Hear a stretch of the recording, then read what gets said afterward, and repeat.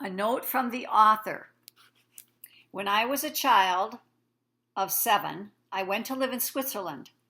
My home was a chalet on the mountains above the village where I have imagined Annette and Danny to live. Like them, I went to the village school on a sled by moonlight and helped to make hay in summer. I followed the cows up the mountain and slept in the hay.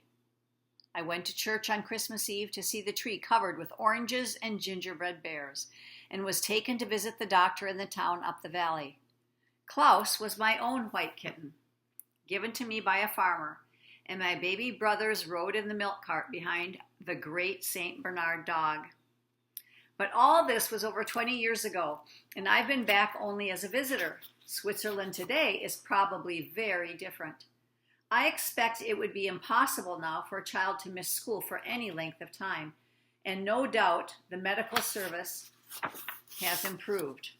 Perhaps all little villages have their own doctors now, I do not know. But I do know that today, as 20 years ago, the little school and the church still stand, the cowbells still tinkle in the valley, and the narcissi still scent the fields in May. And I hope that little children still sing carols under the tree at Christmas and love their gingerbread bears as much as I loved mine. I have not given the village its proper name because for the sake of the story, I have added one or two things that are not really there. For instance, there is no town nearby that could not be reached except by the pass. But otherwise, I have tried to keep it true to life. And if you ever go to Switzerland and take an electric train up from Montreux, you will stop at a tiny station where hay fields bound the platform and high green hills rise up behind, dotted with chalets. To the right of the railway, the banks drop down into a foaming, rushing river, beyond which the mountains rise again. And between a long green mountain and a rocky, pointed mountain, there lies a pass. If, added to all this, you see a low white school building not far from the station and a wooden church spire rising from behind a hillcock, you will know that this is the village where this story was born. And Patricia St. wrote that foreword in 1950. And now we are in 2025, so I am sure a lot of things have changed.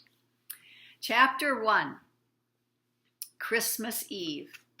It was Christmas Eve, and 3 people were climbing steep white mountainside, the moonlight throwing shadows behind them across the snow. The middle one was a woman in a long skirt with a dark cloak over her shoulders. Clinging to her hand was a black-haired boy of 6 who talked all the time with his mouth full.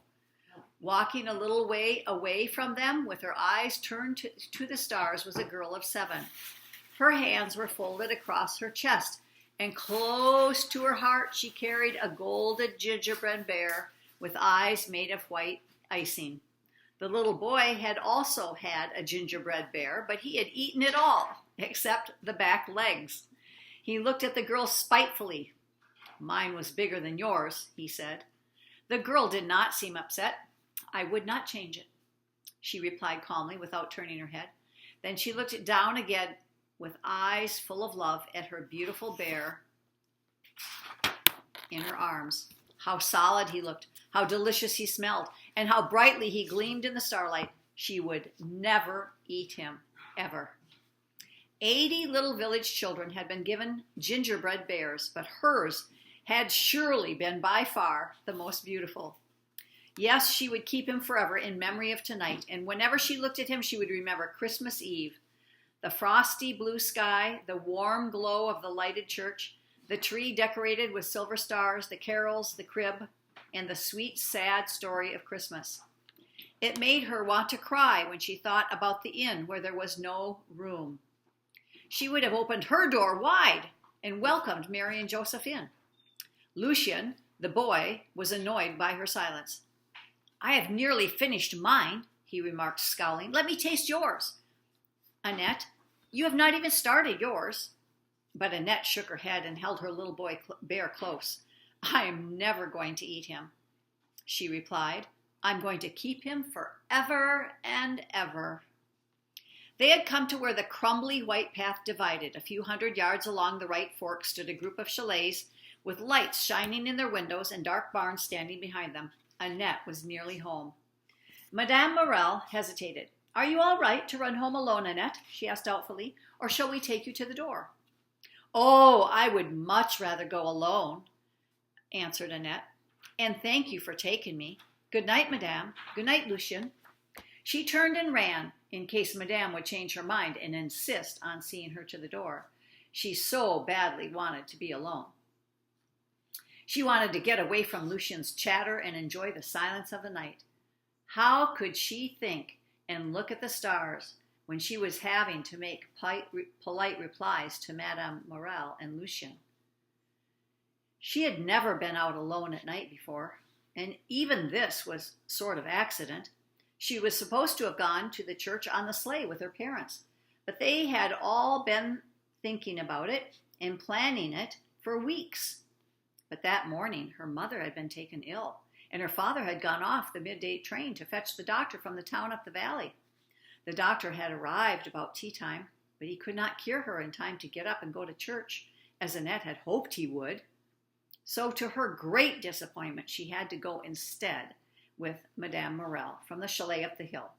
But when she had reached the church, it had been so beautiful that she had forgotten everything but the tree and the magic of Christmas. So it had not mattered much after all. The magic stayed with her, and now, as she stood alone among snow and stars, it seemed a pity to go in just yet and break the spell. She hesitated as she reached the steps leading up to the balcony and looked around. Just opposite loomed a cowshed. Annette could hear the beasts moving and munching from the manger. An exciting idea struck her. She made up her mind in a moment, darted across the sleigh tracks, and lifted the latch of the door. The warm smell of cattle and milk and hay greeted her as she slipped inside. She wriggled against the legs of the chestnut-colored cow and wormed her way into the hay rack. The cow was having supper, but Annette flung her arms around its neck and let it go on munching, just as the cows must have munched when Mary sat among them with her newborn baby in her arms. She looked down at the manger and imagined baby Jesus was lying in the straw with the cows, still and quiet, worshiping about him. Through a hole in the roof she could see one bright star, and she remembered how a star had shone over Bethlehem and had guided the wise men to the house where Jesus lay. She could imagine them padding up the valley on their swaying camels, and surely any moment now the door would open softly and the shepherds would come creeping in with little lambs in their arms and offer to cover the child with woolly fleeces. As she leaned further, a great feeling of pity came over her for the homeless baby who had all the doors shut against him. "There would have been plenty of room in our chalet," she whispered, "and yet perhaps, after all, this is the nicest place. The hay is sweet and clean, and Louise's breath is warm and pleasant. Maybe God chose the best cradle for his baby, after all." She might have stayed there dreaming all night if it had not been for the gleam of lantern through the half-open door of the shed and the sound of firm, crunchy footsteps in the snow.